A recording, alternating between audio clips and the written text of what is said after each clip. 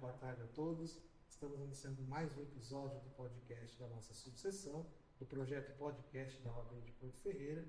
E desde já quero agradecer o nosso apoiador cultural, Manhã de Seguros. E o tema hoje é Direito do Trabalho, adicionais salariais.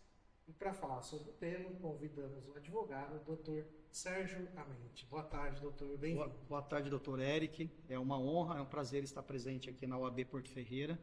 Agradeço muito ao doutor, coordenador e apresentador do podcast da OAB, ao doutor Rui Gouveia, presidente da subseção, e a toda a diretoria, os funcionários e o pessoal que está atrás das câmeras aí, viabilizando essa nosso bate-papo, né? Eu sempre falo que o direito, para quem não conhece, às vezes é um pouco maçante. Então, quando a gente traduz para a linguagem popular, fica mais fácil. Vira um bate-papo que todo mundo entende. Meu nome é Sérgio Amente, eu sou advogado há 20 anos, agora em maio completo 21, que eu peguei a carteira de identidade da OAB, né, que eu passei na OAB, lá em 2004, né? E desde então eu sempre advoguei, eu nunca deixei de advogar. Só que ocorre que eu comecei minha carreira de profissional muito cedo. Então, com 14 anos, já comecei a trabalhar em escritório de contabilidade, cursei e me formei técnico em contabilidade, trabalhei na área contábil da Cerâmica Porto Ferreira e foi lá que eu tive minha primeira promoção, fui gerente comercial, com 20 anos de idade, cuidando de 10 estados aí, depois em outras empresas também na área comercial. Então, eu acabei migrando da área contábil para a área comercial, onde eu fiquei 25 anos em empresas da região como gerente de vendas, nacional de vendas, a parte de planejamento estratégico, marketing e tudo mais, a parte de administração, né? Nesse meio tempo, eu terminei minha faculdade, que eu comecei a cursar em 96, na Faculdade de Direito de Leme, e terminei em 2004, 2003, 2004. E aí fiz MBA na gestão comercial em 2009, na Fundação Getúlio Vargas, no Rio de Janeiro. Fiz aqui pela filial do Ribeirão Preto, e foi uma época de muito aprendizado. E na advocacia, eu faço 5 áreas, né, no escritório, que é direito civil, criminal trabalhista, direito empresarial e previdenciário. Nesse exato momento, eu estou cursando 2 pós-graduação em direito empresarial, direito penal e processual penal pela ESA, Escola Superior de Advocacia. Eu achei uma condição legal, uma qualidade de ensino legal, eu estou cursando. E eu estou à disposição aqui para a gente bater um papo. Muito bom, doutor. E hoje o tema é direito do trabalho, então vamos falar um pouquinho dos adicionais salariais, né? Hora extra, hora noturna, sobre aviso adicional de periculosidade, severidade. Mas vamos começar sobre os adicionais salariais. Sim, vamos começar com horas extras, né? Que geralmente aqui a grande população conhece mais, né? Sim. O que são as horas extras? Voltando um pouquinho antes, só para poder entrar no contexto, o grande público, né? A grande população entende geralmente o salário. Meu patrão me contratou para ganhar R$2.000, para trabalhar tal horário, para fazer tal coisa. Esses são os principais aspectos do contrato de trabalho, né? Mas nem sempre o contrato de trabalho, até porque são relações humanas, o contrato de trabalho não é rígido. Então vai ter um dia que o patrão vai precisar que você fique mais tarde, que você trabalhe no sábado. Então essa necessidade é as horas extras. Por quê? O horário de trabalho da CLT são 44 horas semanais, 220 horas mensais. E quando ultrapassa esse horário, a regra geral é 50% de adicional. Muda um pouquinho quando é noturno, das 10 da noite às 5 da madrugada, que aí tem um adicional de mais 20% além dos 50%. Sobre esses... Exato. E também tem a questão do intervalo entre a jornada, que é o horário que você deveria estar descansando, o seu almoço, né? Geralmente na hora do almoço ou na hora da janta, que você também tem o adicional caso o patrão não cumpra a 1 hora, geralmente determinado em convenção coletiva, ou 1h30, dependendo da profissão. Às vezes ele cumpre menos, meia hora, ou às vezes nem cumpre nada. Então, o intervalo entre a jornada também é um tipo de horas extras. E perguntar quais são os tipos de hora extra? Exatamente, esses são os mais conhecidos, mais comuns são a hora extra normal, né? Aí tem o adicional noturno, o intervalo entre a jornada, e são os principais, né? Tem também a questão dos feriados. Tem também feriados. Quando você tem um feriado, trabalha um dia que é feriado estadual, municipal, você tem um adicional de 100% nas suas horas. Então você trabalha 1 hora e recebe 2. Muito bom. Geralmente é o pessoal do comércio. Exatamente. É muito bom a questão financeira, mas é ruim que a pessoa não pode curtir o feriado, né? Isso é verdade. É isso aí. E todo profissional recebe a extra? Não, nem todo. A CLT, ela regula as profissões que são vinculadas, tem um vínculo trabalhista. Profissões que não tem, por exemplo, advogado não tem hora extra. E algumas exceções também na CLT, tem um artigo específico, quando é cargo de confiança, gerência, que também, diretoria, que também não tem as horas extras, né? Você trabalha, você já ganha um salário a mais do que o comum, o normal na empresa, para ter essa, vamos dizer assim, essa responsabilidade e também a necessidade de trabalhar mais. E é isso. E como são registradas essas horas? As horas extras são registradas através de cartão de ponto, pode ser eletrônico ou em empresas pequenas através manual, desde que o funcionário assine e tenha sempre uma cópia todo mês, né? Tem uma via dele. E as horas extras também podem ser registradas de forma informatizada, né? Sim, através de é sistema. mais comum. Exato. E aquele papelzinho que geralmente quando você passa o dedo te dá, você pode guardar, se você quiser, ou você apenas confere no relatório mensal que a empresa vai fornecer.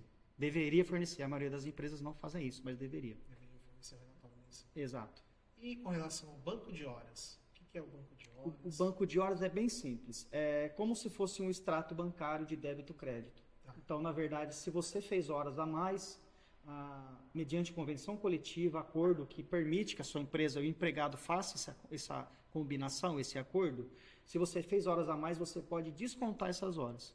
E se fez horas a menos, a empresa pode, teoricamente, ou descontar do seu salário no futuro, em um prazo de até 12 meses, ou você pode trabalhar a mais, algumas horas a mais, para compensar essa hora negativa. Fazer essa compensação. Então, o banco de horas nada mais é uma forma de ser pago a hora extra através do descanso. Entendi. Em resumo, Sim, simplificando, é isso.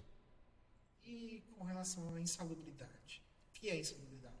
Bom, a insalubridade são todas as funções ou profissões que possam trazer algum risco à saúde do funcionário. Risco à saúde, não risco de morte. Então, por exemplo, você trabalhar com ruído muito intenso pode atrapalhar e prejudicar a sua audição. Você trabalhar com uma carga grande de poeira e pó atrapalhar a sua respiração, seu pulmão. Você trabalhar em local que você corta uma madeira sem uma proteção, você pode correr o risco de eventualmente amputar um dedo, um braço. Então, insalubres são profissões que podem te causar um perigo à sua saúde, um prejuízo à sua saúde. O senhor falou de ruído, seria principalmente o pessoal da indústria. Principalmente indústria, mas tem bastante também em algumas funções, por exemplo, em casa noturna. Já teve funcionários aí, garçons de casa noturna, que devido ao alto som durante 4, 5 horas seguidas, pode prejudicar os tímpanos, né? E o IPI, nesses casos? O IPI, ele apenas protege ou minimiza, ele não evita o dano. Não existe nenhum EPI que seja 100% que possa evitar o dano. Então, por isso que em todos os tipos de insalubridade, quando entra com uma ação, é feita uma perícia. Então, não é apenas usar o EPI. Primeiro, o seu EPI correto, usar corretamente, ser treinado para aquilo, controle de validade. É muito mais complexo do que simplesmente ter uma proteção no ouvido ou nos olhos, entendeu? É isso aí. E como que é feito esse cálculo da insalubridade? A insalubridade é medida em 3 níveis, né? Muitas empresas pagam no nível mais baixo, geralmente 10%, 20% e 40%, ou às vezes pagam em 20%. A maioria não paga, então você tem que entrar com uma ação judicial para que seja feita uma perícia através do engenheiro específico, especialista nessa área, uma pessoa isenta, que a Justiça do Trabalho determina, para poder medir em local do trabalho, simulando o tempo que você trabalha, se ela é mais grave ou menos grave, mas são 3 níveis, depende do grau, 10%, 20% ou 40%, e o cálculo sempre, depois no pagamento, é sobre o salário mínimo, não sobre o salário da pessoa. Então, é 10% do salário mínimo sobre o salário mínimo, que hoje é R$ 1.518. Sim, entendi. É isso aí. E a periculosidade? A periculosidade já muda um pouco. É quando envolve perigo de vida na pessoa. Por exemplo, a pessoa que trabalha com uma empilhadeira e todo dia ela coloca o gás na empilhadeira. Se explodir um botijão de gás, não vai sobreviver. Por exemplo, posto de gasolina. O frentista todo dia abastece, está exposto não só à insalubridade do cheiro ou da questão do álcool, da gasolina, que aquilo penetra nos seus pulmões, mas ele também tem a periculosidade do risco de uma explosão, que se acontecer em produto inflamável, é altamente explosivo, e ainda mais ela fica confinada dentro do tanque, e raramente a pessoa vai conseguir sobreviver. Então é periculosidade em postos de combustíveis. E geralmente a periculosidade é 30% do salário. Adicional da periculosidade. E 30%. E também caracteriza através de uma perícia. E um ponto importante, por isso que é importante todo mundo que trabalha em funções insalubres ou de periculosidade, fazer essa perícia, ou se a empresa pagar tranquilamente, colocar isso no lerite, porque quando for sair o PPP, perfil profissional, o INSS vai levar em conta para diminuir o tempo para aposentadoria. Porque você, como ficou exposto muito tempo a coisas que possam te prejudicar, a própria lei dá esse direito. Em vez de um homem aposentar com 65 anos, aposentar com 60, com 55. Por isso que é sempre importantíssimo que o povo procure um advogado de confiança. Doutor, e a questão do sobreaviso? O que é o sobreaviso? O sobreaviso é quando o patrão, o seu empregador, né, vamos falar uma forma mais fácil, quando o seu empregador tem necessidade de que você fique aguardando uma chamada dele para trabalhar, né? Então, o sobreaviso, você fica num local fora da empresa, né? Você fica na sua casa ou pode ser em qualquer local e quando você precisar, você vai ser chamado para ir na empresa. Entendi. Esse é o sobreaviso. Qual que é a diferença, então, do sobreaviso para prontidão? A gente faz confusão. A prontidão você está dentro da empresa. Basicamente, essa é a diferença, né? No sobreaviso você está fora e na prontidão você está dentro da empresa. Então você já está no ambiente de trabalho de prontidão, por exemplo, para resolver um problema elétrico que vai acontecer, que pode acontecer, alguma coisa assim. E quanto tempo o trabalhador pode ficar de sobreaviso? No máximo 24 horas. 24 horas? No máximo 24 horas. E como funciona a remuneração do sobreaviso? É 1/3 do salário dele. Então, 1/3 do salário, claro, proporcional às horas de sobreaviso, 1/3 do salário dele é o adicional que ele tem. Por isso que é um adicional salarial também. É muito raro o sobreaviso e a prontidão. Geralmente se vê muito hora extras, né? E insalubridade e periculosidade. Sobreaviso é diferente de hora extra. Com certeza, bem diferente. E sobre a transferência? Como é que funciona a transferência do empregado? A transferência também é um tipo de adicional salarial, né? É bem menos usado, né? Funciona da seguinte forma: quando a empresa, em comum acordo com o colaborador, transfere ele de local de trabalho, de uma filial para outra, de uma cidade para outra, de um estado para outro, às vezes até de países diferentes. Essa é a transferência. Via de regra, o colaborador tem que concordar com a transferência. É uma mudança na vida dele, né? Mas alguns cargos, como cargos de confiança, tem algumas exceções. Cargos de confiança, se a empresa realmente está fechando naquele local, a empresa, se você não for transferido para outra filial, você não vai ter como trabalhar. Então, tem alguns casos que você não pode recusar. Da empresa não tem outro jeito. Por exemplo, em Porto Ferreira, fechou uma unidade de uma empresa, você vai transferido para São Paulo. Você tem duas opções: ou você vai ser transferido ou você vai ser dispensado. Né? Essa é a transferência. E qual é o adicional que é pago nessa transferência? No caso da transferência, é no mínimo 25%. Então, existem casos que a própria convenção coletiva de bancários, algumas profissões específicas, determina até um percentual maior. Então, no salário é 25%, fora os custos para transferência, que a empresa também tem que ajudar, né? Tem que pagar. Sim. Mas geralmente é 25% no mínimo. No mínimo 25%. Doutor, suas considerações finais?